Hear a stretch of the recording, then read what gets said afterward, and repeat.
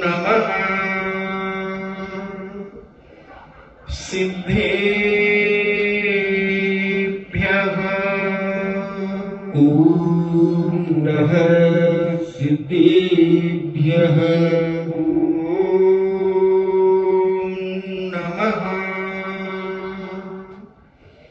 सिद्धेभ्यः। ॐ नमः सिद्धेभ्यः। ॐ नमः सिद्धेभ्यः। ॐ नमः सिद्धेभ्यः।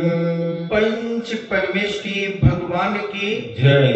अहिंसामयी वीतराग विश्व धर्म की जय। देवादिदेव 1008 श्री आदिनाथ भगवान की जय। देवादिदेव 1008 चिंतामणि घोर उपसर्ग विजेता श्री पार्श्वनाथ भगवान की जय। देवादिदेव 1008 शासन नायक बाल ब्रह्मचारी भगवान महावीर स्वामी की जय।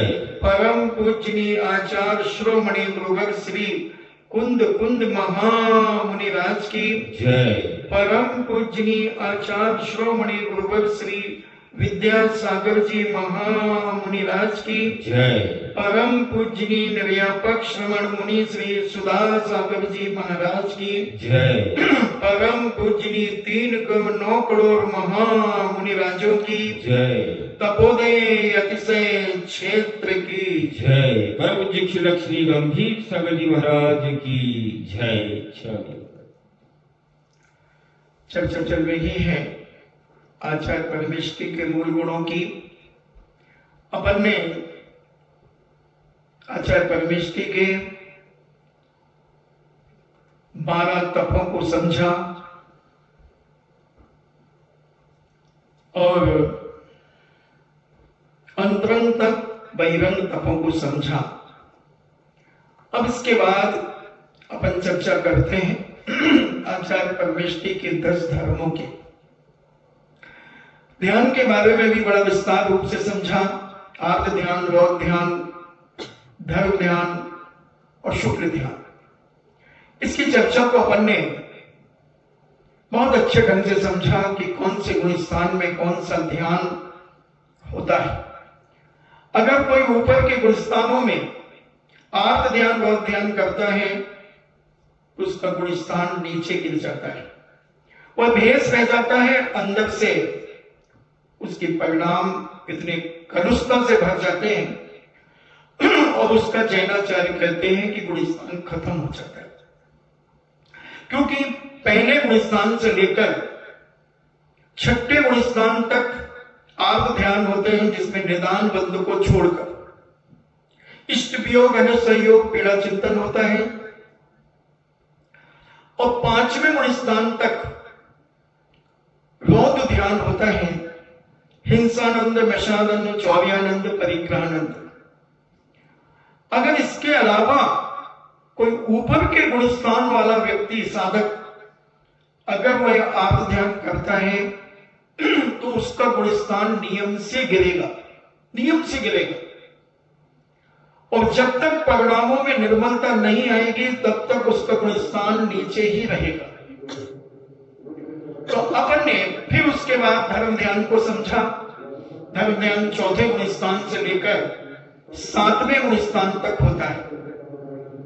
और फिर उसके बाद जो शुक्र ध्यान है वह तो पंचम काल में किसी को हो ही नहीं सकता।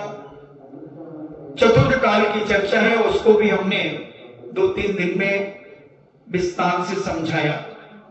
अब अपन पूज्य आचार्य परमेष्टि के जो मूल गुण की चर्चा है, 12 तप, 10 धर्म, 3 गुप्ति, 6 आवश्यक, तो ऐसे ही है। और 5 पंचाचार, तो जिसमें अपन ने 12 तपों की चर्चा करने के बाद अपन 10 धर्म की चर्चा करेंगे। क्योंकि धर्म तो अपन ने बहुत सुन लिए, मगर जो मुनिराज आचार्य परमेष्टि जिस प्रकार से 10 धर्मों का पालन करते हैं वह बड़ा महत्वपूर्ण है। बहुत महत्वपूर्ण है। कैसे वो क्षमा को धारण करते हैं पूज्य मुनिराज आचार्य परमेष्ठी, उनको अपन समझने की कोशिश करें। पंच परमेष्ठी आदि की भक्ति,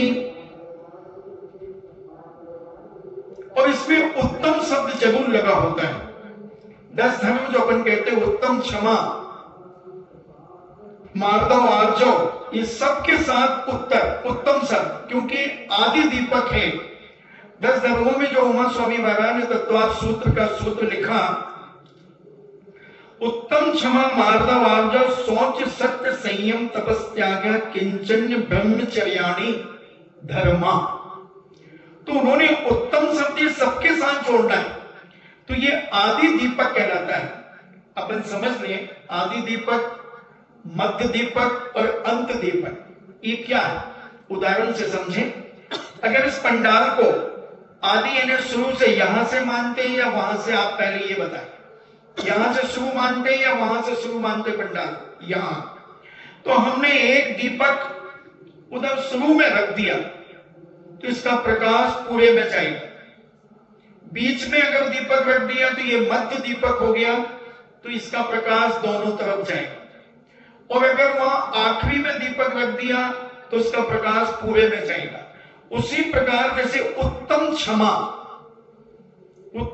आर्जव, मार्दव आदि जो है, तो उत्तम शब्द सभी धर्मों के साथ लगेगा। उत्तम क्षमा, उत्तम मार्दव, उत्तम आर्जव, उत्तम शौच, उत्तम सत्य, उत्तम संयम, उत्तम तप, उत्तम त्याग, उत्तम आकिंचन्य और उत्तम ब्रह्मचर्य, ऐसे ये 10 के साथ उत्तम शब्द लगेगा। तो ऐसे ये उत्तम 10 धर्म हैं जिनको आचार्य परमेष्ठी इनका पालन करते हैं। किस तरीके से पालन करते हैं, बहुत बड़ी बात है। केवल क्षमा मांग लेना क्षमा नहीं हो जाती, उत्तम शब्द की बहुत बड़ी महत्वता है। और ये अपन इसको समझने का प्रयास करें कि 10 धर्म अनादिकाल से है, ये कोई आते और जाते नहीं है। लोग कहते हैं पहले से कि हमारे 10 लाक्षण पर्व आ रहे हैं, 10 लाक्षण धर्म आ रहे हैं। कहां से आ रहे हैं? दिल्ली से, कोटा से, जयपुर से, बंबई से, लंदन से, चीन से, कहां से आ रहे हैं? नहीं, ये सदा काल हैं, ये आते और जाते नहीं है। ऐसे हमारी बहुत छोटी सोच होने के कारण हम सोचते हैं कि 10 दिन ही हमारे 10 धर्म होते हैं, तो क्या 11वें दिन 10 धर्म खत्म हो जाते हैं? क्या आप 10 दिन के बाद क्षमा करना बंद कर देंगे? क्रोध करना बंद कर देंगे? तो ये सब हमारी सोचें बदल गई। हमेशा 10 लाक्षण पर्व सदा काल हर क्षण रहते हैं, हर क्षण। तो पूज्य आचार्य परमेष्ठी ऐसे 10 धर्मों का पालन अपने जीवन में करते हैं। 10 धर्म जो अभी हमने आपको नाम बताए, अब कैसे पालन करते हैं 10 धर्मों का, इस पर अपन विचार करते हैं कि वह 10 धर्म पूज्य आचार्य महाराज किस तरीके से, क्योंकि मुनिराज भी 10 धर्मों का पालन करते हैं, मगर मुख्य रूप से आचार्य परमेष्ठी के मूल गुण में होते हैं और पूज्य मुनिराजों के उत्तर गुणों के रूप में होते हैं, मगर वो भी क्षमा आदि 10 धर्म अपने अंदर पालन करते हैं। तो इसको अपन समझें, उत्तम क्षमा क्या है आखिर ये? जैसे मुनिराज शरीर की साधन के लिए, आहार चर्या के लिए निकलते हैं और घर घर भ्रमण करते हैं।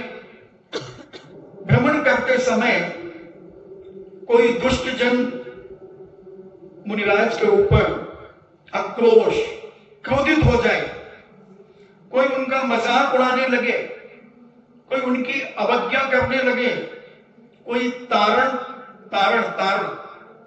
छेड़ने लगे, शरीर छेद, कोई क्रोध में आकर के उनके शरीर में कोई चीज छेद दे, फिर भी असहाय निमित्त मिलने पर भी, ऐसी तकलीफ आदि होने पर भी कलुषता का ना होना, यानी उनके मन में किसी प्रकार की कलुषता नहीं आना, इतनी ये तो बहुत कम बता रहे हैं। इससे भी कई गुनी तकलीफ देने वाले लोग मिल जाते हैं, तो उसके बाद भी ऐसे पूज्य मुनिराज, उपाध्याय, आचार्य परमेष्ठी कलुषता नहीं लाते अपने मन में, अपने अंदर किसी भी प्रकार की कलुष प्रभाव नहीं होता, उसको उत्तम क्षमा कहते हैं। उस व्यक्ति के प्रति कोई राग द्वेष कसाय नहीं करते, यही विचार करते हैं बेचारा अज्ञानी जीव है, ना समझ के कारण यह इस प्रकार से कर रहा है, ऐसा परिणाम करते हैं। देव मनुष्य त्रियंचों के द्वारा कई बार उपसर्ग हो जाते हैं, जैसे पूज्य पारसनाथ स्वामी के ऊपर देवों के द्वारा उपसर्ग हुआ, और भी मुनिराजों के ऊपर, देव मुनिराजों के ऊपर उपसर्ग हुआ, त्रियंचों के द्वारा उपसर्ग हुआ, मनुष्यों के द्वारा उपसर्ग हुआ। सुदर्शन मुनिराज को जैसे उठा करके दासियां ले गई, तो अनेक अनेक घोर उपसर्ग होने पर भी जो मुनि क्रोध से संतप्त नहीं होता, उसके निर्मल क्षमा यानी उत्तम क्षमा होती है। ऐसे पूज्य मुनिराजों के पास ही उत्तम क्षमा होती है। बद होने पर अमूर्त परम ब्रह्म रूप ऐसे मुझे हानि नहीं हो रही है, वो क्या विचार करते हैं कि किसी ने मेरा वध तो नहीं किया, मुझे मारा तो नहीं है, ऐसा समझकर परम समरसी भाव में स्थित रहना, ये निश्चय से उत्तम क्षमा होती है। कि अपने परिणाम में यही विचार करते हैं, ठीक है उसने गाली तो बकी है, उसने मुझे देख करके हंसा ही तो है, मुझे व्यंग्य ही तो किया है, ऐसे परिणाम करते हैं। और क्या फर्क पड़ता है, उसने आक्रोश थोड़ा सा गुस्सा होकर के ही तो बोला, मारा तो नहीं है ना, ऐसा परिणाम अपने अंदर पूज्य मुनिराज रखते हैं और ऐसी साधना में रत होते हैं।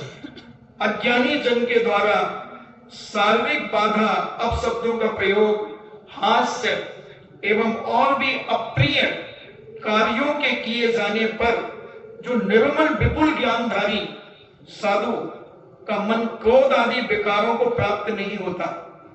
इन्हें कैसे भी उन्हें सता लो, फिर भी उनके मन में क्रोध आदि उत्पन्न नहीं होता, तो ऐसे पूज्य मुनिराज उत्तम क्षमा को धारण करने वाले माने जाते हैं। अब आप विचार करें, क्षमा भी कई प्रकार से होती है। मुख्य रूप से उन्होंने 3 प्रकार की क्षमा जैनाचार्यों ने कही है। एक उत्तम क्षमा, एक मध्यम क्षमा और एक जघन्य क्षमा। बिना किसी कारण से किसी मिथ्या दृष्टि ने अकारण यानी अचानक कोई ऐसे अप्रिय शब्दों का प्रयोग कर दिया, ऐसे अप्रिय कटु शब्द उनके सामने बोल दिए,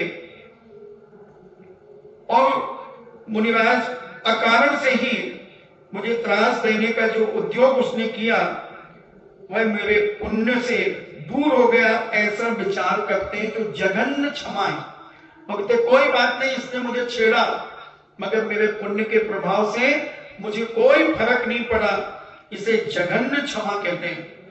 मध्यम क्षमा बिना कारण त्रास देने वाले का जो तारण करने का या वध आदि करने का जो भाव है, वह भी मेरे पुण्य से दूर हो गया। मान लो कोई व्यक्ति सोच रहा था कि इस महाराज को मैं मारूंगा, ऐसा विचार कर रहा था और उसने मारने का भाव बना लिया या त्रास यानी उन्हें दुखी करने का परिणाम कर लिया, फिर भी वो दुखी नहीं कर पाए और ना वो महाराज अंदर से दुखी हुए। और वो क्या विचार करते हैं कि उसने तो सब कुछ किया बिना कारण, मैंने तो उसका कुछ बिगाड़ा नहीं था, जबरदस्ती को मुझे त्रास देने के लिए आया था, परेशान करने के लिए आया था, तारण करने आया था, मुझे मारने पीटने आया था, मगर मेरे पुण्य के कारण वह दूर हो गया। ऐसा विचार करने वाले जो मुनिराज होते हैं, वो मध्यम क्षमा को धारण करने वाले होते हैं। और जो उत्तम क्षमा को धारण करते हैं, वध होने पर भी, यानी कोई उन्हें मार भी दे, अमूर्तिक परम ब्रह्म स्वरूप ऐसे मेरा क्या हानि हुई? अगर किसी ने मुझे मार दिया तो मेरे शरीर ही तो मरा, शरीर ही तो पिटा। मैं तो एक अमूर्तिक परम ब्रह्म स्वरूप हूं, ऐसा विचार करते हैं। इससे मेरी क्या हानि हुई? कोई हानि नहीं हुई। ऐसा विचार कर समरसी भाव से, बड़े समता भाव से स्थित होना उत्तम उत्तम क्षमा धर्म है। ये क्षमा करने से कुछ नहीं होता। अंदर से क्षमा करना, 3 प्रकार की क्षमा बता दी: जघन्य क्षमा, मध्यम क्षमा और उत्तम क्षमा। हम तो जरा सी बात में उत्तेजित हो जाते हैं। अगर ये अभ्यास जब हम धीरे धीरे करेंगे तो आगे जाकर के हम क्षमाशील बनेंगे।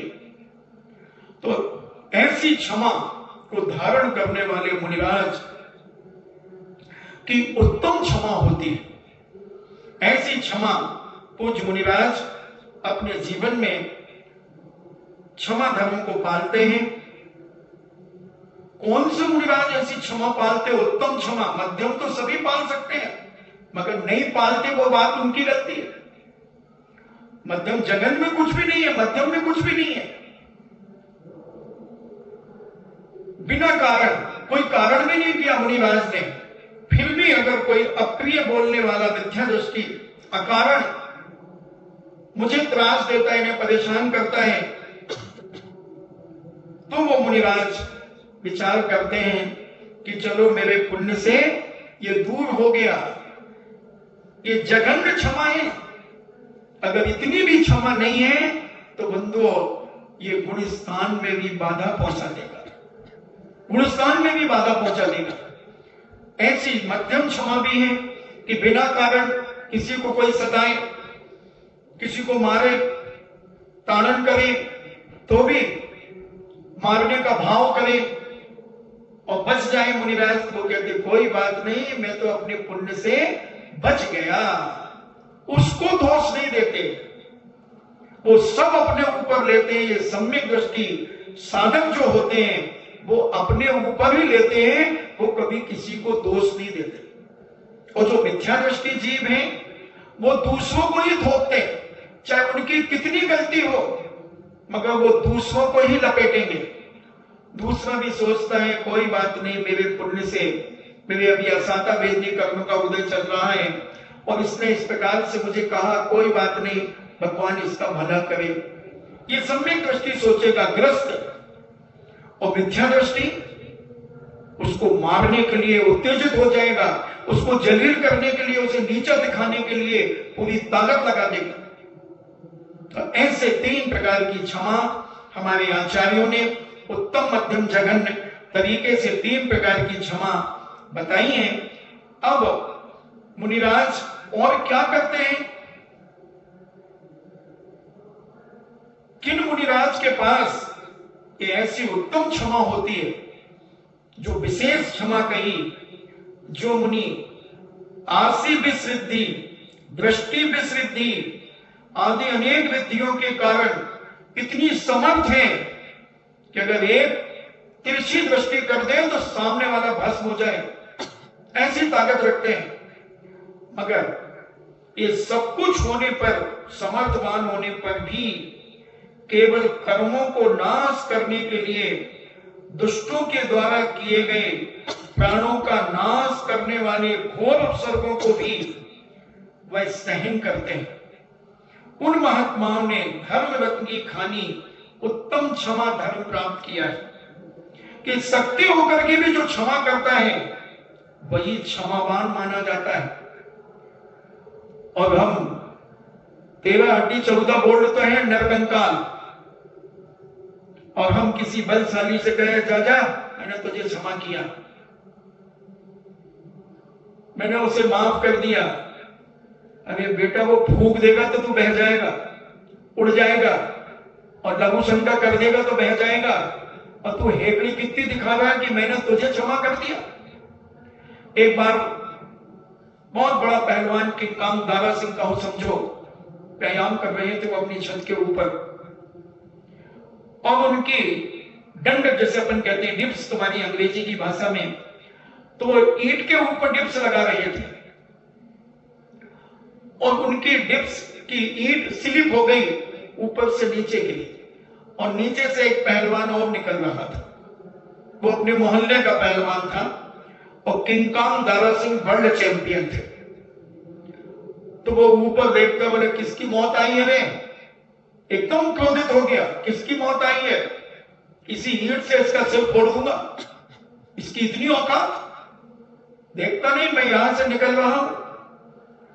और 3 मंजिल ऊपर छत के ऊपर King Kong Dara Singh dips लगा रही थी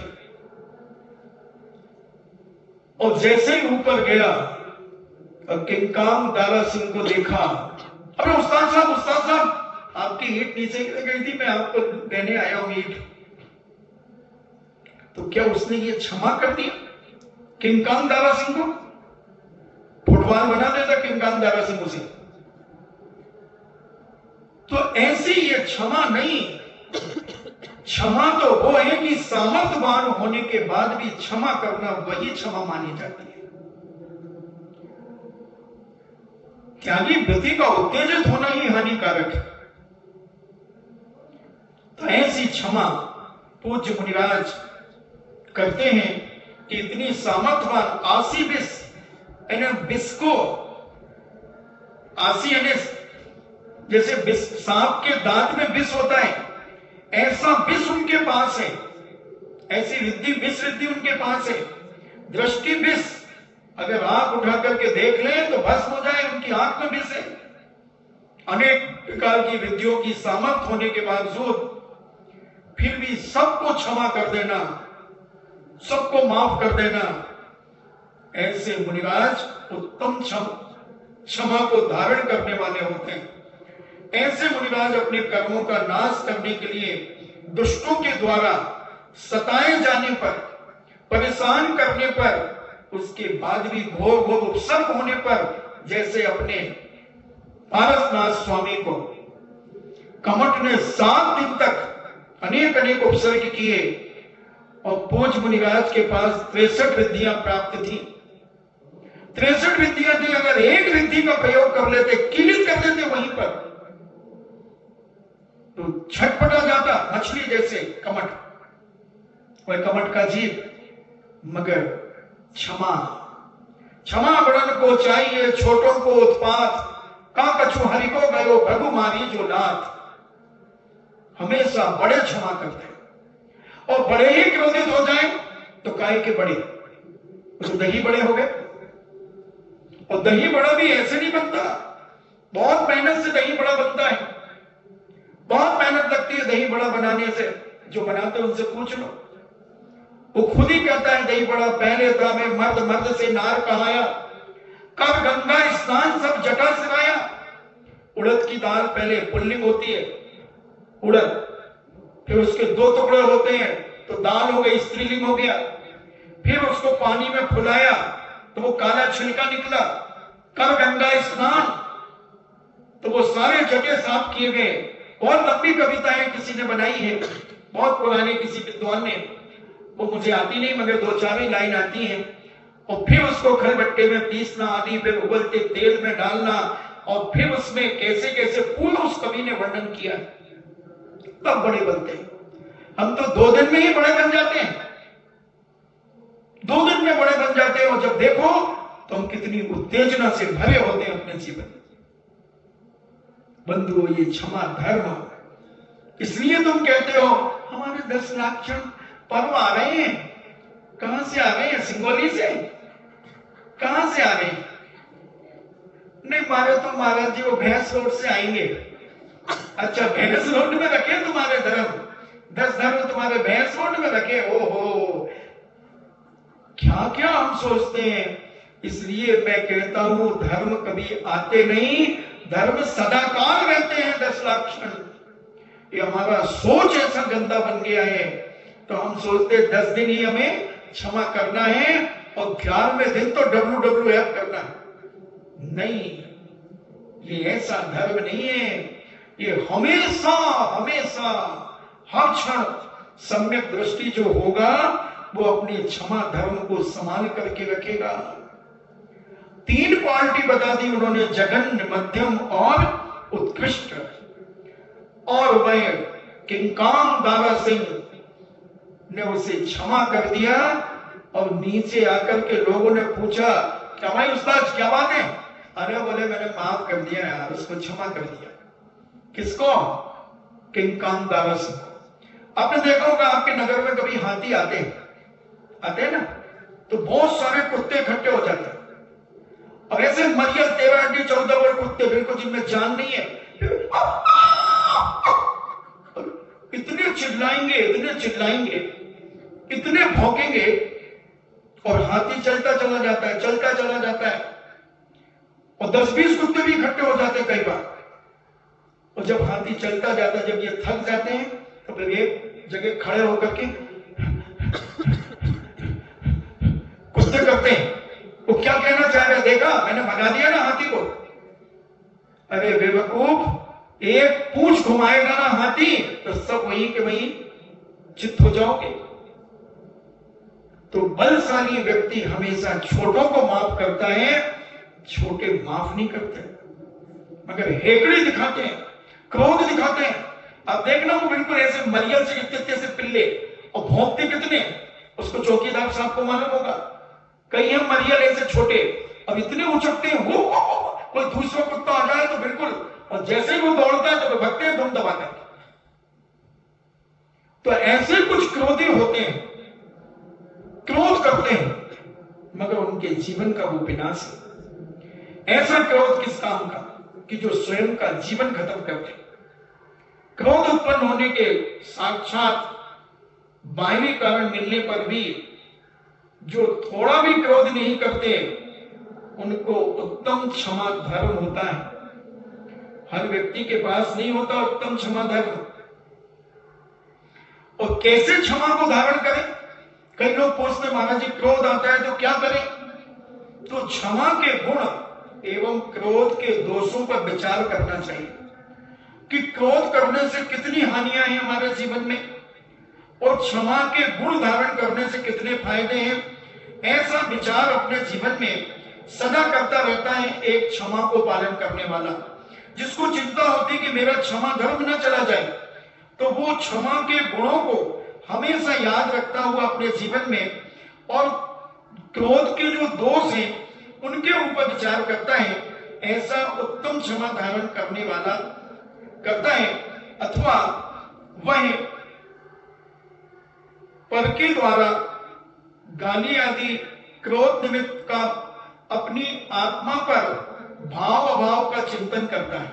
किसी ने क्रोध कर दिया, गालियां बक दी, तो इसमें विचार करता है इसका भाव क्या है, इसने गाली क्यों बकी मुझे, इसका इंटेंशन क्या है, इसका लक्ष्य क्या है। इसने किसी दूसरे कारण से दुखी होने के कारण, बीमारी के कारण गाली बकी है, क्योंकि इससे बीमारी सहन नहीं हो रही है तो चिड़चिड़ापन आ गया इसलिए ये बड़बड़ा रहा है। कई बार होता है डॉक्टर के पास मरीज जाता है, पूज्य आचार्य श्री सुनाते हैं कि एक व्यक्ति बहुत ज्यादा उत्तेजित हो रहा था, हाथ पैर फटफटा रहा था और यहां तक कि डॉक्टर साहब को भी उसकी लात लग गई। सन्निपात का मरीज था। जैसे तैसे उसे पकड़ करके डॉक्टर साहब ने एक इंजेक्शन लगाया, दवाइयां आदि दी।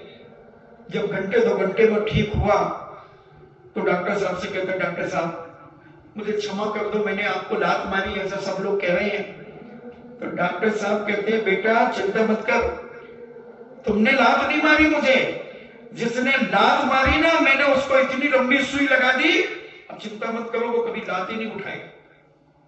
जिसने लात मारी तो सन्नी पात के मरीज को, उसकी बीमारी ने लात मारी, ना कि उस व्यक्ति ने।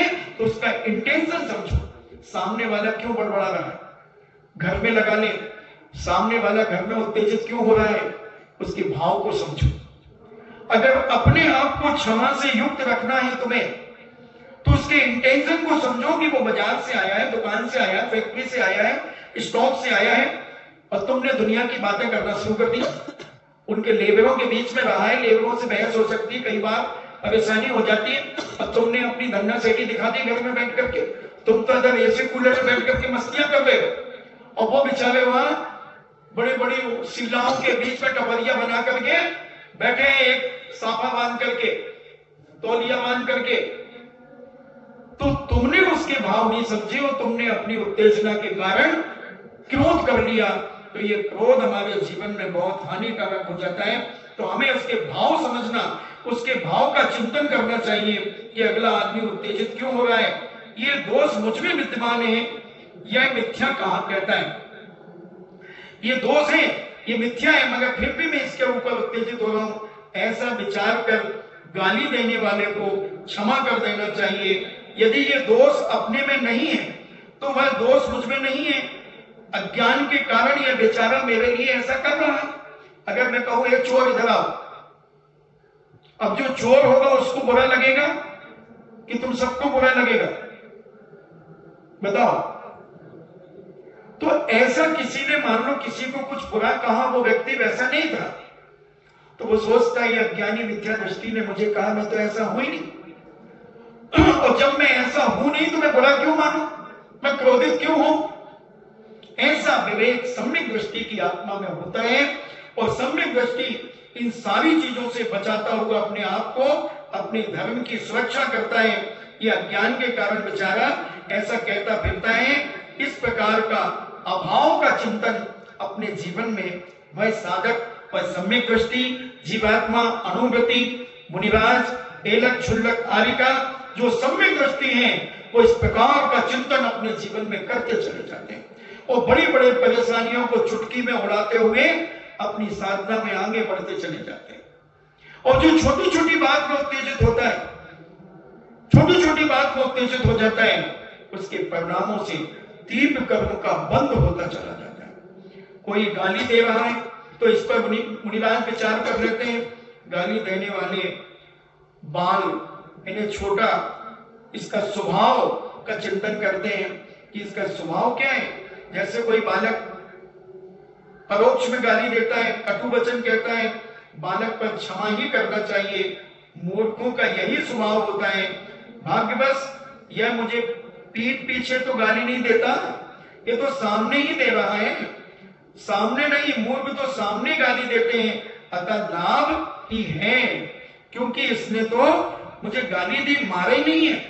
इस प्रकार के विचार करते हुए अपने आप में क्षमा धर्म को बढ़ाते चले जाते हैं और विचार करते हैं कि हे भगवान, ये व्यक्ति प्रत्यक्ष में गाली देते तो सोचना चाहिए ये तो भाग्यवश गाली दे रहा है, यानी कोई कर्म के कारण गाली दे रहा है, मारता नहीं है।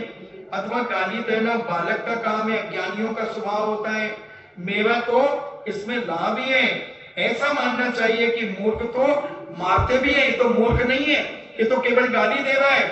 और कोई अगला पगला मूर्ख होता वो थप्पड़ भी मार देता, तो ये मारता नहीं। इस प्रकार का विचार करते हैं, क्षमा धारण करते हैं। मूर्ख मुझे गाली ही देता है, मारता नहीं है, गाली में तो मेरे घाव नहीं होते। कोई गाली दे देता तो कोई घाव होते हैं क्या शरीर में? ऐसा सम्यक दृष्टि व्यक्ति साधक विचार करता है कि अगर गाली देने से कोई शरीर में घाव तो होते नहीं, कोई चोट तो लगती नहीं, इसमें मेरी हानि तो नहीं हुई। वास्तव में देखा जाए तो मुझे गाली देने से इस लोक में इसकी हानि है और परलोक में भी इसकी हानि है। ऐसा विचार करके मौन धारण कर दुर्वचनों को सहना चाहिए कि इस जन्म में मैं शांति से सहन करूंगा तो मेरी इज्जत बनेगी, लोग कहेंगे भैया बहुत क्षमाशील है, बहुत सहनशील है, और पर जन्म पूर्व जन्म में भी मेरा अच्छा पद होगा क्योंकि मैं नए कर्मों को नहीं बांधूंगा। इस प्रकार से विचार करते हुए वो साधक मुनिराज सच्चे श्रावक अपने जीवन में इस प्रकार की साधना, आराधना, चिंतन, मनन करते चले जाते हैं कि और फिर विचार करते हैं कोई मारे तो किस प्रकार क्षमा धारण करें, अगर कोई दंड नहीं मारने लगे तो क्या करें। यदि कोई मारता है तो वो साधु विचार करते हैं कि ये भाग्यवश ये मुझे मारता ही है, प्राण तो नहीं ले रहा है, ये जान से तो नहीं मार रहा है, डंडा ही तो मार रहा है। ऐसा विचार करते हैं, प्राणों से रहित तो नहीं करता। मूर्ख तो प्राणी जो मूर्ख होता है वो तो जान भी ले सकता है, वह तो मुझे लाभ है। किसी के प्राण किसी के प्राण हरण करने पर भी क्षमा करना चाहिए।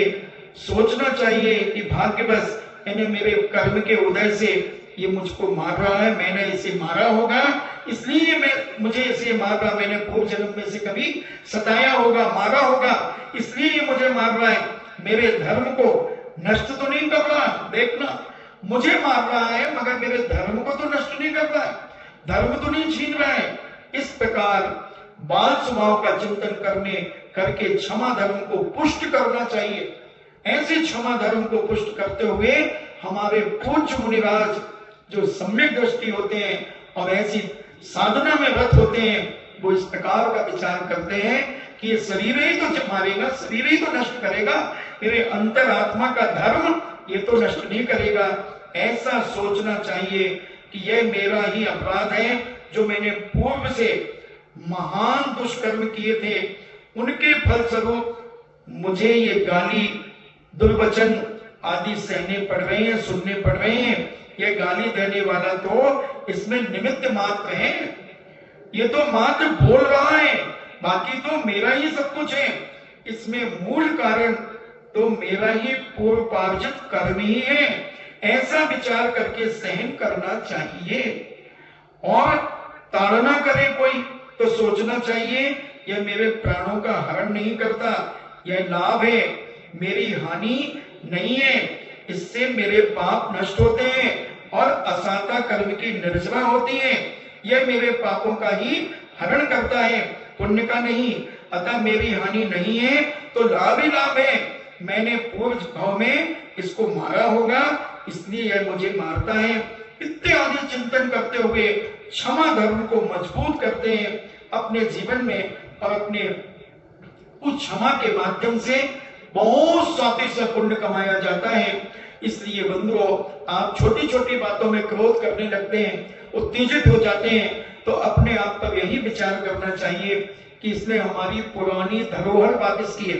मैं पहले इसके बारे में बहुत समझा चुका हूं कि अगर मान लीजिए आपकी कोई दोस्त था और थोड़ा कमजोर था, कम अमीर था और आप अच्छे अमीर थे, बड़े अमीर थे, तो आपके पास वो आया, बोले भैया हाँ बोलो, तुम यार अपने 5 जोड़ी कपड़े दे दो ना, मुझे शादी में जाना है। हाँ ले जाओ। और 5 जोड़ी कपड़े तुमने उसे दिए और वो ले गया और उसने 5 दिन शादी अटेंड करके और अच्छे तुम्हारे पुनः धुला करके ड्राई क्लीन कराकर और तुम्हारे वापस कर दिए। तो तुम उन 5 जोड़ी कपड़ों को खुशी खुशी वापस लोगे या गुस्से में वापस लोगे, मैं आपसे पूछना चाहता हूं। बर्दू से कहीं बोले खुशी में अपनी अपनी ले ले भाई, अपने थे अपन वापस ले लेंगे। उसी प्रकार किसी ने तुम्हें गालियां बकी, किसी ने तुम्हें बुरा कहा, तो तुमने पूर्व जन्म में उसे गालियां बकी थी, बुरा कहा था, अब वो वापस देने आया है तो तुम खुशी खुशी वापस ले लो, जैसे अपने कपड़े वापस लिए। ऐसा व्यक्ति जो कर लेता है वो क्षमा धर्म को अपनी आत्मा में प्रकट करना शुरू कर देता है। तो ऐसे क्षमा भाव अपने जीवन में ग्रहण करना चाहिए और क्षमा भाव के कारण हम अपने कर्मों की निर्जना करना शुरू कर देते हैं और नए पाप बंधना कम हो जाते हैं। नए पाप तो बंधते नहीं और पुराने कर्म हमारे झड़ना शुरू हो जाते हैं। इसलिए क्षमा धर्म अपनी जीवन में प्रकट करो। इसलिए आज के बाद कभी नहीं कहना कि हमारे 10 लाक्षण पर्व आ रहे, नहीं तो मैं पूछूंगा कहां से आ रहे। सिंगोली से आ रहे हैं, कोटा से आ रहे हैं, भैंस रोड से आ रहे हैं, गुना से आ रहे हैं, कहां से आ रहे हैं कि जी श्रीपुरा से आ रहे हैं, कहां से आ रहे हैं तेजमल जी, कटरे से आए, कोटा से आ रहे हैं, बूंदी से आ रहे हैं, पटवारी जी बताएं बूंदी से आ रहे हैं, कोटा से आ रहे हैं, कहां से? नहीं हमारे रिंकी के घर से आ रहे हैं, 10 लाख पर्व आ रहे हैं हमारे। नहीं, ये तो सदा काल है, ये अपनी धारणा बनाओ। हमें हमेशा क्षमा भाव अपने जीवन में रखना है, हमेशा क्षमा से ओतप्रोत रहना है। जब बहुत अति हो जाए तो थोड़ी सी आंख दिखा दो और दबा करके पर्याप्त है, और फिर हंस दो। अंदर ही अंदर घुटो मत, अंदर ही अंदर सड़ो मत इस क्रोध के कारण, इस कसाई के कारण। और आज इसी के कारण हम अपनी जिंदगी दिन प्रतिदिन बर्बाद करते चले जा रहे हैं, पाप ही पाप अपने जीवन में कमाते चले जा रहे हैं। आज आदमी जितना धर्म नहीं कर रहा है, उससे ज्यादा राग देश कसाई कर रहा है, कसाई कर रहा, उसी में सड़ रहा है, और अपने आप को बहुत बड़ा धर्मात्मा मानता है कि मेरे से बड़ा दुनिया में कोई धर्मात्मा नहीं है। और केवल भगवान कहते हैं कि इससे बड़ा पापी दुनिया में नहीं है। छोटी छोटी सड़ी बातों में जिनका कोई तथ्य नहीं, कुछ लेना देना नहीं, और उसमें हम कसायों से भर जाते हैं, उत्तेजना से भर जाते हैं। अनेक प्रकार की हानियां हमारे जीवन में इस क्रोध के माध्यम से होती हैं। आज का मेडिकल साइंस कहता है कि जो व्यक्ति क्रोध करता है उसकी चेहरे की 72 मांसपेशियां खिंचती हैं, और जो व्यक्ति सदा काल प्रसन्न रहता है उसकी 14 मांसपेशियां खिंचती हैं। उदाहरण के लिए समझे, आपका एक रबड़ बैंड होता है जो आप नोटों की गड्डियों में लगाते हैं। मर्दू से नोटों की गड्डियों में अपन गिन गिन करके 2000, 5000, 20000 की गड्डी बनी, तो एक रबड़ बैंड लेकर के और डाल दिया, उसमें लिख दिया ये पटक दी तिजोरी। तो एक वो रबड़ बैंड को तुम ऐसे से खींचना, 25-50 बार खींचना, उसमें कट आ जाते हैं, उस रबड़ में कट हो जाते हैं। तो ऐसे ही हमारे चेहरे में कट आ जाते हैं, और 72 मांसपेशियां खिंचती है जब हम क्रोध करते हैं। तो हमारा बुढ़ापा बहुत जल्दी झलकने लगता है। 10 साल का फर्क रहता है। आदमी 40 साल का है तो दिखेगा 50 साल का, और जो हमेशा प्रसन्न रहता है वो आदमी 60-70 का भी होगा तो दिखेगा 50-55 का। तो क्रोध करने से हमारे जीवन में हानियां ही हानियां हैं, अनेक प्रकार की हानियां हैं। और क्षमा करने से हमारा व्रत सील का रक्षण होता है, ये लोग परलोक के में दुख नहीं होता, और सर्व जगत में सम्मान प्राप्त होता है। सब लोग बड़े आदर से देखते हैं और कहते हैं भैया ये व्यक्ति तो बहुत सहनशील है, बहुत क्षमावान है, इसको तो कोई फर्क ही नहीं पड़ता। तो इस प्रकार से, और क्षमा मोक्ष को बस करने वाली ऐसी मोक्ष की सखी है। क्षमा धर्म जिसके अंदर आएगा तो वो धीरे धीरे मोक्ष मार्ग में भी बढ़ जाएगा। मनुष्यों को इच्छित सुख देने वाली कल्पलता के समान ये क्षमा है। मनुष्यों की शत्रुओं से रक्षा करने वाली यह क्षमा सबसे बड़ी क्षमा है। अगर तुम क्रोधित हो गए और सामने वाला तुमसे भारी पड़ गया तो वो सल्टा देगा तुम्हारी फाइल, और अगर तुम क्षमावान हो, विवेकशील हो, उसको बड़बड़ा दे तो तुम जवाब नहीं दोगे तो वो गालियां बक के चला जाएगा। और तुमने अगर रिप्लाई में गाली बकी तो वो फिर हाथ पांव चलाएगा, और तुमने हाथ पांव चलाए तो वो फिर 6 राउंड चलाएगा या 18 इंची का चाकू चलाएगा। फिर तुम क्या करोगे? इसलिए मनुष्यों की शत्रुओं से रक्षा करने वाली ये क्षमा है। इसलिए सच्चा व्यापारी कभी उलझता नहीं है, 2 बातें सह करके अपना व्यापार कर लेगा। क्योंकि उलझ गया तो कल से ग्राहक का ग्राहक जाएगा और 4 को और घटवा देगा। अबे उससे मतलब बहुत लड़ाकू दुकानदार है वो, तो 4 और गोल हो जाएंगे, तो व्यापार का भी लाश। और जितनी देर झगड़ा होगा उतनी देर में कोई दुकान में वो सामान उठा लिया, इधर उधर सब्जी लेने उधर लेके भागे, तो घाटे ही घाटे। ये उपशम की माता यानी ये पाप को दबाने वाली है। इसमें सारभूत सुखकारिका तथा धर्म रूप रत्नों की खान है। भगवान पारसनाथ स्वामी संजत्य शिवभूति मुनि ने इसे धारण करके शत्रु के घोर उपसर्गों को जीत कर केवल ज्ञान प्राप्त कर लिया। अगर पारसनाथ कमंड के जीव से उलझने लगते तो क्या केवल ज्ञान हो जाता? अगर वो कहते आजा बेटा तू है देवता तो मैं भी मुनि हूं, और होती रहती ढिचुम ढिचुम, तो क्या होता? पारसनाथ भी टाइम टाइम खुश हो जाते, मगर क्षमा करते गए तो वो केवल ज्ञान भी प्राप्त कर लिया और उस शत्रु को भी चरणों में झुका लिया, दुश्मन भी चरणों में झुक गया। तो क्षमा करने से बहुत फायदे ही फायदे हैं। क्षमा के समान न श्रेष्ठ कोई तप है और न कोई हित है और न कोई व्रत है और न कोई जीवन है। इसलिए क्षमा ही सबसे बड़ा गुण हमारे जीवन में होना चाहिए। अब क्रोध से हानियां क्या है? एक तो हमने मेडिकल साइंस के द्वारा बताई कि आपका बुढ़ापा बहुत जल्दी झलकने लगता है और दिखते हैं, कई लोगों के चेहरे दिखते हैं, वो उतनी उम्र के होते नहीं है मगर उनके चेहरे से पता लग जाता है कि ये आदमी बहुत क्रोधी है। और अधिकतर जो आदमी ज्यादा हंसता है ना, वो ज्यादा क्रोधी होता है। तो क्योंकि ऊपर ऊपर से हंसता और अंदर से उसके क्रोध भरा रहता है। मैंने बहुत प्रैक्टिकल किए इन सब चीजों की। तो असलियत उसके पीछे छुपी होती है और चेहरे पे नकली होता है। तो ऐसा अपना जीवन समझे। तो क्रोध से अनेक प्रकार की हानियां होती हैं। क्रोध समस्त संसार को जला देने में समर्थ। क्रोध में इतनी ताकत है कि दुनिया को जला सकता है। क्या हुआ दीपायन मुनि को? द्वारका जला दी, 12 योजन की द्वारिका। बस कह दिया 2 बचेंगे और इस कंधे से अशुभ तेजस पुतला निकला और पूरी द्वारका को जला करके राख कर दिया।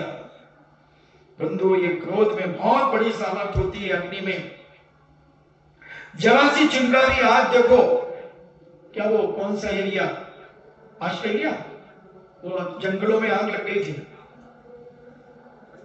ऑस्ट्रेलिया में महीनों आग चलती रही, महीनों, किलोमीटरों से, महीनों बुझाने में परेशान हो गए। पानी की कमी हो गई, 10,000 ऊंटों को मौत के घाट उतार दिया। पानी कहां से लाए? पानी कहां से लाए? ऐसे जानवर जले, लाखों करोड़ों की तादाद में जानवर जल गए। अभी भी शायद बंद नहीं हुई आग, चल रही है अभी भी। 2-3 महीने तो हो गए लगभग। जंगल किलोमीटरों से और करोड़ों, उस समय 1-1.5 महीने पहले बताया था कि 3-4 करोड़ जानवर जल करके मर गए। 50 करोड़ जानवर जल करके मर गए।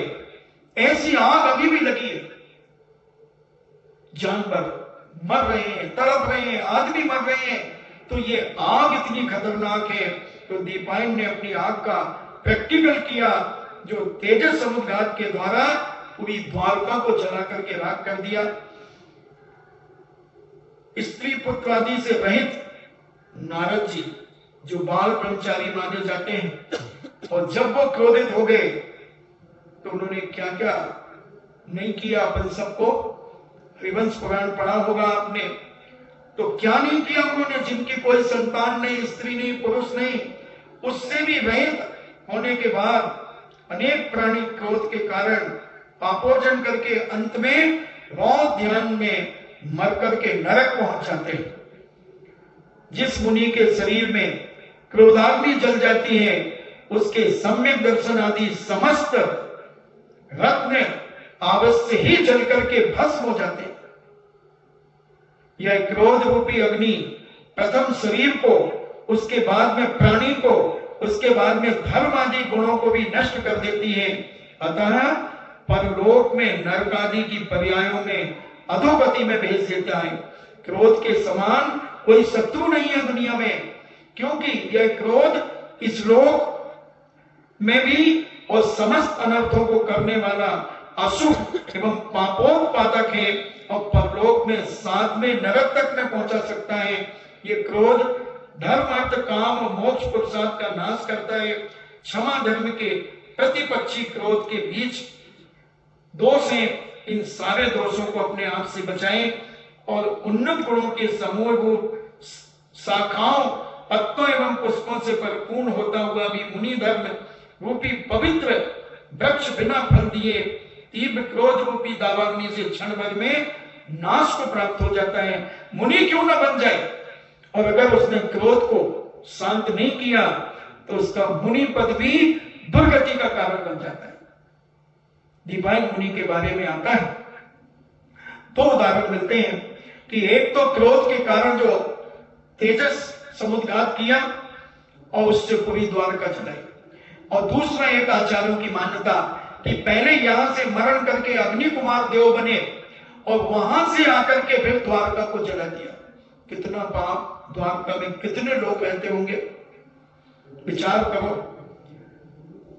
12 योजन की यानी 144 किलोमीटर की अगर द्वारका, या 108 किलोमीटर की, क्योंकि 9 योजन चौड़ी और 12 योजन लंबी अगर मानते हैं तो 108 योजन की होती है, और अगर 12 बाई 12 की मानते हैं तो 144 किलोमीटर में कितने लोग रहते होंगे, और वो सारे के सारे जल करके राख हो गए। विचार करें, ये क्रोध हमारे जीवन में विनाश का कारण है। इस क्रोध से बच करके अपने जीवन को पवित्र करें, जितना हो सके इस क्रोध को पीने की कला सीखें। और क्रोध से बचने के लिए सबसे अच्छा तरीका है मौन। सामने वाला जब उत्तेजित होता है, क्रोधित होता है, तो मौन हो जाओ। दूसरा तरीका है स्थान बदल दो। जिस जगह आप रुके हैं, बैठे हैं, वहां आपको लग रहा है कि अब झगड़ा हो जाएगा, क्रोध बहुत तेजी से बढ़ रहा है, आप दूसरे कमरे में चले जाओ। आपके घर में कमरे की कमी हो तो आप धीरे से जिनालय में आ जाओ, मंदिर आ जाओ। ऐसे मैंने जब 10 लाक्षण पर्वों में इन पर प्रवचन करता हूं विशेष रूप से, तो 10-10, 11-11 पॉइंट हमने बताए कि अपने जीवन में इस क्रोध से कैसे बचा जाए। तो आप मौन हो जाए, स्थानांतरण हो जाए। तीसरा, आप उस समय ठंडा गिलास का पानी लेकर के धीरे धीरे चुस्की से पीने लगे। चौथा, मुंह में भर ले पानी, और ना अंदर ले जाए और ना बाहर ले जाए, मुंह में भर ले, जैसे हनुमान जी का मुंह होता है। अब गुस्सा आएगा, कैसे आएगा? बहुत सारे तरीके हैं क्रोध को शांत करने के। अपने आप को फीलिंग करना चालू कर दो, नहीं तो नहा लो जाकर के। हाँ, आप देखें पुराने जमाने में जब बड़े बड़े परिवार एक साथ रहते थे, देवरानी जेठानियां 5-5, 7-7 और 10 रहती थी, 25-25, 40-40 लोग रहते थे, तो उनमें देवरानी जेठानियों में तो थोड़ी थोड़ी होती रहती थी। तो इतनी समझदार होती थी हमारी वो माताएं। जैसे मान लीजिए दोपहर के भोजन के समय झगड़ा हो गया कोई चीज को लेकर के, कोई सामान पे हो गया, तुम रोज वही खा लेते हो, हमारे लिए तुम बचाती नहीं, बिल्कुल हमें चिंता नहीं करती हो, तो तू कल खा लेना। हाँ कल खा लेना, कल बनाओगी क्या तुम? थोड़ी देर के लिए मुंह फूल गया। कोई उदाहरण दे रहा हूं, तो वो अपने उठाएगी, वो क्या कहते, कूटना, धोबना उठाएगी, और सुबह में जो सोडे में गर्म पानी में जो चद्दर वद्दर डाल के रखे थे ना भगोने में, उनको उठा के दे धड़ाधड़ सारी गुस्सा उन दरी चद्दरों से निकाल दी। और फिर आ गई 3-3:30 बजे, जीजी शाम को क्या बनाना है? ले साहब जीजी से बोलना शुरू हो गया। अब इधर तो कसाई बन गई, तो महीने क्या सालों निकल जाए तो हम बोलते नहीं। पहले भरे पूरे परिवार होते थे जहां ज्यादा बर्तन होंगे वहां आवाज तो आएगी, मगर इतनी विवेकशील होती थी वो माताएं हमारी कि 1 घंटे 2 घंटे में अपनी कसाई खत्म करके और काम में जुट जाती थी। तरीके थे ऐसे। ठंडे पानी से स्नान, तो पानी के बीच में रहेंगी तो अपने आप शरीर ठंडा हो जाएगा, गुस्सा खत्म हो जाएगा। और अब तो काम ही नहीं करना, अब तो मशीन आ गई कपड़े धोने की, अब तो झाड़ू पोछा करने वाली आ गई, अब तो बहुत सारी सुविधाएं हो गई, इसलिए गुस्सा तुम्हें ज्यादा रहता है। और पहले वही मकान में सब एक दूसरे 10-10 मिनट में मिलना, एक दूसरे को उधर उस कमरे में गई, उधर से वो 2 कपड़े निकाल रही धोने के लिए, उधर से वो, और धीरे से तुमने हमारे उसका भी चद्दर ले लेना। हाँ ले लेंगे। अब टोन तो बदल गई थोड़ी सी, हाँ ले लेंगे, कब लेंगे? सब हमारी जी को तो धरे, थोड़ी सी पड़बड़ा दी। अब वो जेठानी कहती कोई बात नहीं, गुस्से में है, अब क्या लेंगे, तो क्या फर्क पड़ता है? मैं शाम का खाना मैं बना लूंगी, तुम बेटा अच्छे से कर लेना। हाँ अच्छे से कर लेना, मैं तो कभी नहीं हूं, क्यों बीच बीच में टोक रही हो। शाम को आई तो आप थाली लगा दो, परोस दो तेरे लिए। हाँ मुझे बहुत भूख लगी है जीजी, जल्दी करो ना। अब देखो कितना प्रेम, कितना वात्सल्य, कितनी क्षमा। और आज ये सेपरेट सेपरेट होते जाते हैं तो सब कसाई बनी रहती है। तो ऐसा इसके बचने के बहुत सारे तरीके हैं। माला फेरना शुरू कर दो। अपने कह भी सकते हो बड़ी धर्मात्मा बन रही, माला फेरने बैठ गई। जवाब तो दे मेरी बात जो मैंने कहा। तुम कोई बात नहीं, तुम मंद मंद मुस्कुराती जाओ और माला फेरती जाओ। आनंद है क्षमा में। और जब ज्यादा ही हो जाए, अब तुम्हें हुल्की छूटने लगे, पित्त भड़कने लगे बोलने का, क्या बिना बोले तो नहीं रहूंगी, इतनी देर हो गई सुनते सुनते, फिर तुम क्या करना, नमो नमो सुदानो नमो आर्यो नमो जनो नमो। 3-4 बार तुम जहां नमोकार मंत्र जोर से बोलोगे तो घर का वातावरण चेंज हो जाएगा। जैसे कई बार देखो बहुत देर हो गई, मुझे गुस्सा आ रहा, दिमाग खराब नहीं करना, बहुत सुनते सुनते फिर वो हो गया। अब क्या करेगी तू, बड़ी गुस्सा आ रही, बहुत देर हो गई, ये हो गई, और बार फिर तुम नमो नमो सुदानो नमो आर्यो नमो 3-4 बार कह दो, बड़ी देर बाद नमो, सामने वाला यूं कर देगा, ले साहब माहौल आधा चेंज हो गया। या फिर विचार कर लो कि जब सब शांत हो जाएंगे उसके आधे घंटे बाद में एक एक का जवाब दोगे। तत्काल जवाब दोगे तो बिल्कुल 6 राउंड चला दोगे उस समय। और अगर आधा घंटे 1 घंटे बाद जवाब दोगे तो एक आध थप्पड़ में काम हो जाएगा। इसलिए क्षमा और क्रोध हमें समझना है अपने जीवन में। आपका समय हुआ तो इस क्षमा को मुनिराज कैसे सहन करते हैं और हम ग्रस्त जीवन में रहने वाले कैसे सहन करें और कैसे क्षमा को अपने जीवन में धारण करके अपने जीवन को पवित्र बनाएं, ऐसी भावनाएं अपने जीवन में हम दिन प्रतिदिन बढ़ाएं। छोटों के मुंह तो कभी लगना ही नहीं चाहिए। अगर जिसे अपनी इज्जत प्यारी है उस आदमी को कभी छोटों के मुंह लगना नहीं चाहिए। असैमियों के मुंह साधु त्यागी व्यक्तियों को लगना ही नहीं चाहिए। हमारे आचार्य श्री हमेशा कहते हैं कि ग्रस्तों के मुंह लगोगे तो तुम्हारी इज्जत खत्म हो जाएगी। अति पश्चात अवज्ञा जायते। अगर श्रावकों के बीच में तुम दिन भर घुसे रहोगे तो वो तुम्हारी इज्जत नहीं करेंगे, और इज्जत नहीं करेंगे तो उनकी बातों पे तुम्हें गुस्सा आएगी और तुम उनसे कुछ कहोगे तो वो सुनेंगे नहीं, मानेंगे नहीं तुम्हारी बात, और नहीं मानेंगे तो तुम और क्रोधित होगे, उत्तेजित होगे। तो अपने जीवन में तुम पाप ही पाप करते चले जाओगे। भले तुम साधु त्यागी व्यक्ति बन गए, उससे कुछ होने वाला नहीं। सबसे बड़ी बात है समता कितनी है तुम्हारे अंदर, क्षमा भाव कितना आया है तुम्हारे अंदर। नहीं तो एक समान ग्रस्त में और तुम में कितना अंतर है। एक समान ग्रस्त छोटी छोटी बातों में उत्तेजित हो जाता है, और एक ब्रह्मचारी भी उसी तरीके से उत्तेजित हो जाता है। एक अनुव्रती भी उसी तरीके से उत्तेजित होता है। एक क्षुल्लक उसी तरीके से उत्तेजित होता है। एक एलक जी उसी तरीके से उत्तेजित होते हैं। एक क्षुल्लिका भी उसी तरीके से उत्तेजित होती है। एक आरिका भी उत्तेजित होती है, और एक मुनि महाराज भी उत्तेजित होते हैं। एक उपाध्याय भी उत्तेजित होते हैं, और आचार्य भी उत्तेजित होते हैं। तो हम कुछ नहीं बंधो। इसलिए ग्रस्तो मोक्षमा ग्रस्तो निर्मोहे मोहिमान मुने। फिर ग्रस्त साधु में अंतर क्या हुआ? इसलिए ये क्रोध हमारे बोध को समाप्त कर देता है, हमारे शोध को समाप्त कर देता है। इसलिए जो व्यक्ति अपने जीवन में अपने पाप से बचना चाहता है, अपना जीवन उज्जवल बनाना चाहता है, तो वह यहां वहां की बातों से बच करके अपने जीवन में धर्म ध्यान में लगा रहे। कम बोले, जितना कम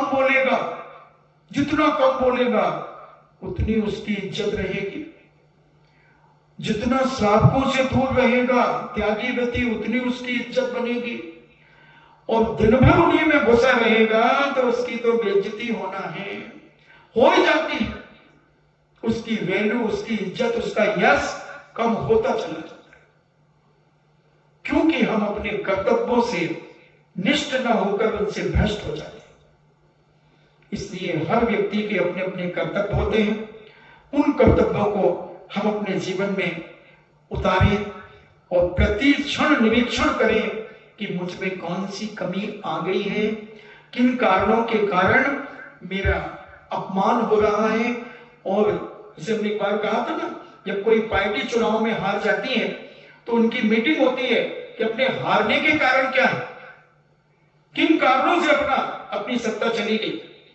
उसी प्रकार धर्मात्मा हर क्षण अपना परीक्षण करता है, एक एक क्षण अपना परीक्षण करता है। कोई बात कहने के बाद, कई बार मैं प्रवचन करने के बाद मेरी आंखों में आंसू आ जाते हैं कि मैं बोल करके तो बहुत आ गया, मैं कितना खरा उतर रहा हूं इस चीज में, मैं अपने आप को तोलता हूं। उस समय मेरी आंखों से आंसू उछल चला जाते हैं कि तू इतना बोल करके आया है, मगर तेरे पास अभी कितनी कमी है, इस कमी को पूरा कर, इस कमी को पूरा कर। और विचार करता हूं कि हे भगवान, ये गलती मुझसे कल ना हो, ये गलती मुझसे कल ना हो। इसी से धीरे धीरे साधना बढ़ती है। और गृहस्थ जीवन में भी यही विचार हर व्यक्ति को करना चाहिए। नहीं तो बंधुओं, ये गुलिस्तान में समय नहीं लगता नीचे गिरने में, नीचे गिरने में। हमने एक दिन बताया था कि अनंतानवती क्रोध, मान, माया, लोभ, अपन इन पर चर्चा करेंगे अब, क्योंकि आचार्य के पूरे 36 मूल गुण पर अपन चर्चा करेंगे। तो क्रोध अगर 6 महीने से ज्यादा आप ग्रस्तों का निकल गया, किसी के प्रति आपकी कसाय भाव 6 महीने तक रही, 6 महीने के पहले पहले अगर आपने उसे माफ कर दिया तो आपका चौथा गुण स्थान बन सकता है। अगर देव सास भू पर आपकी आस्था है और 6 महीने के पहले आप सबको क्षमा कर देते हैं, मन से, वचन से, काय से, कृत कार्य तक, बोधना से, सर्वम समागम आरंभ से, सब तरफ से उसे माफ कर देते हैं, तो आप क्रोध करने के बावजूद भी 6 महीने के भीतर भीतर आपने माफ कर दिया तो आप सब में दृष्टि। और 6 महीने से बाद अगर निकल गया तो आप कितना भी धर्म कर लें, वो सब पाप की नाली से बह रहा है और आपका मिथ्यात्व गुणस्थान हो जाएगा, पहला गुणस्थान हो जाएगा, चाहे वो सम्यक दृष्टि क्यों ना हो, और यहां तक कि ब्रह्मचारी क्यों ना हो। सुन रहे हो ना, ब्रह्मचारी क्यों ना हो, अगर 2 प्रतिमा धारण कर लेता है ब्रह्मचारी तो उसके 15 दिन के अंदर उसे माफ करना ही पड़ेगा। 2 प्रतिमा से लेकर के आरिका तक, एलक, क्षुल्लक, क्षुल्लिका, आरिका, इनको 15 दिन की छूट है। अगर किसी से झगड़ा टंटा हो जाए, किसी के प्रति क्रोध भाव आ जाए, तो 15 दिन में अगर इन्होंने क्षमा नहीं किया तो इनका गुणस्थान गिर करके तुम्हारे चौथे गुणस्थान में आ जाए।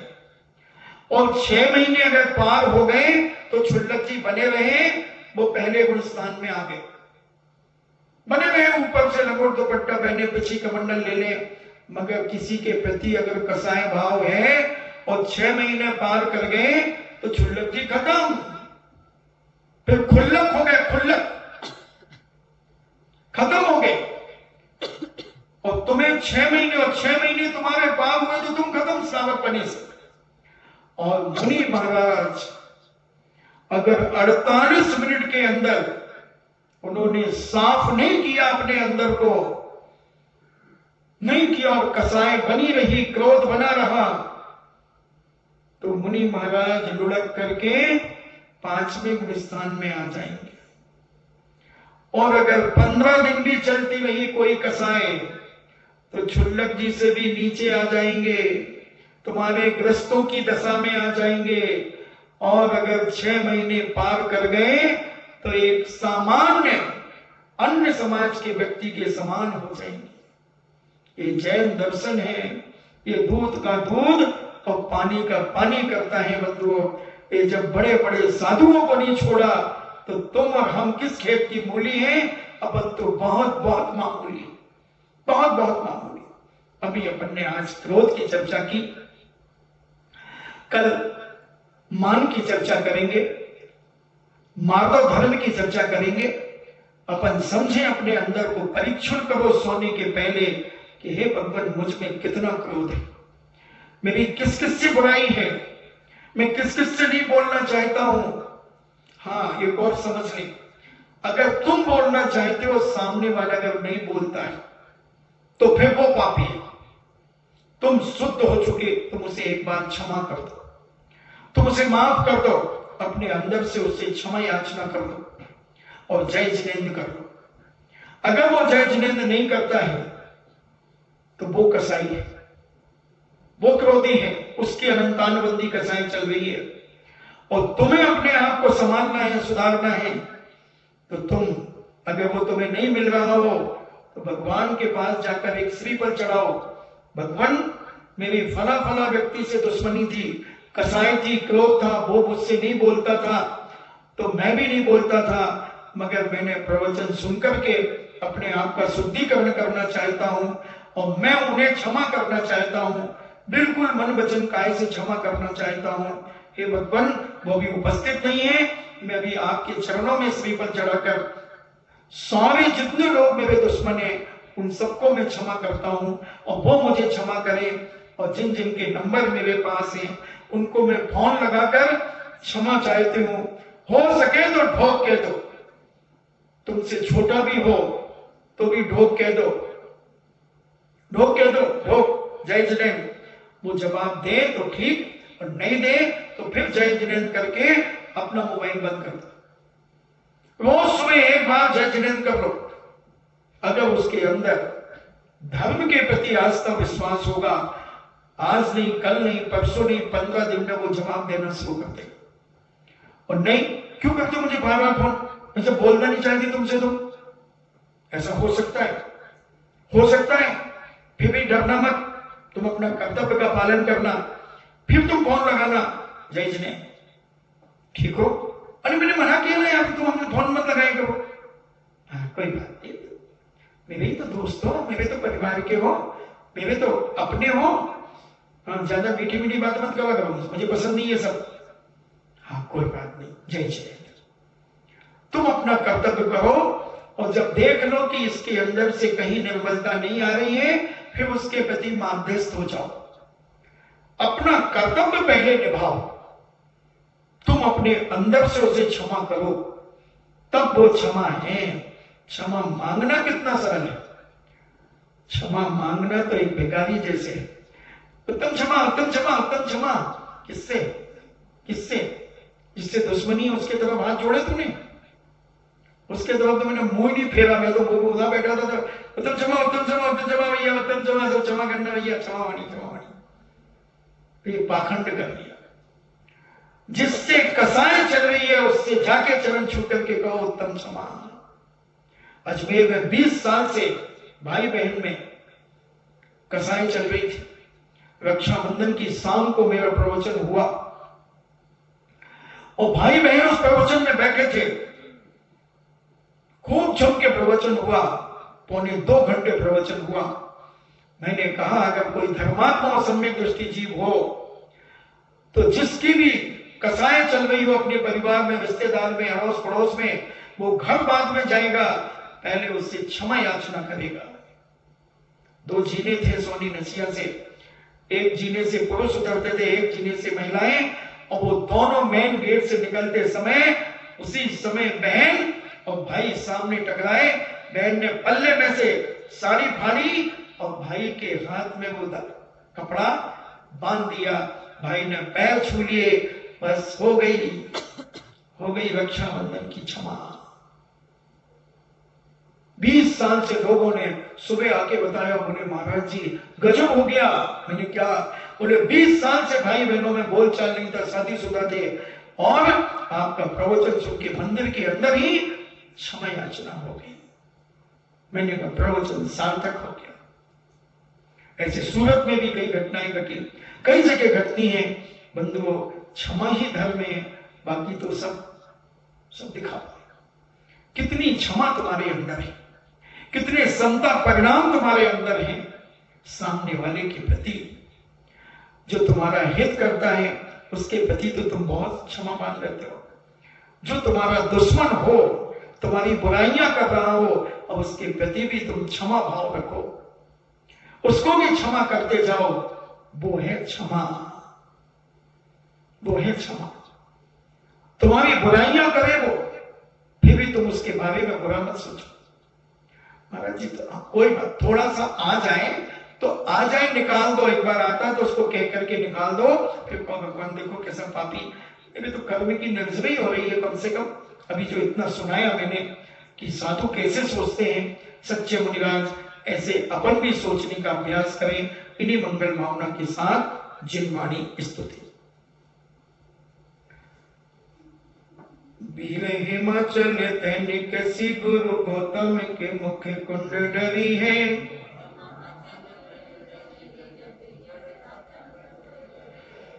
ज्ञान पयो निधि माही रली बहु भंग तरंगन सौचरी है,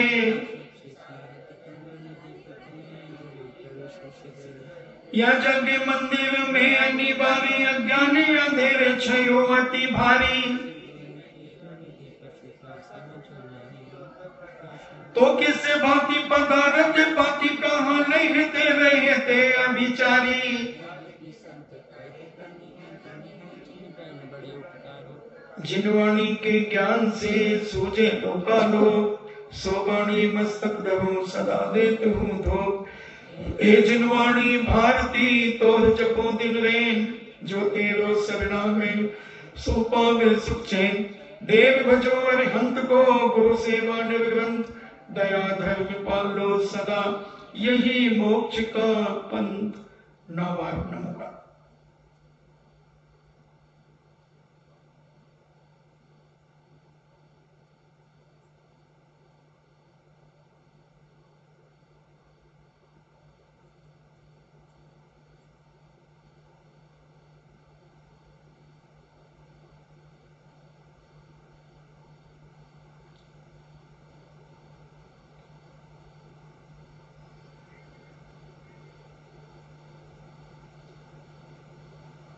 अभी नमो आईवीएम पे ही मोती रखा है, चिंता मत करना, अभी खिसका मत देना।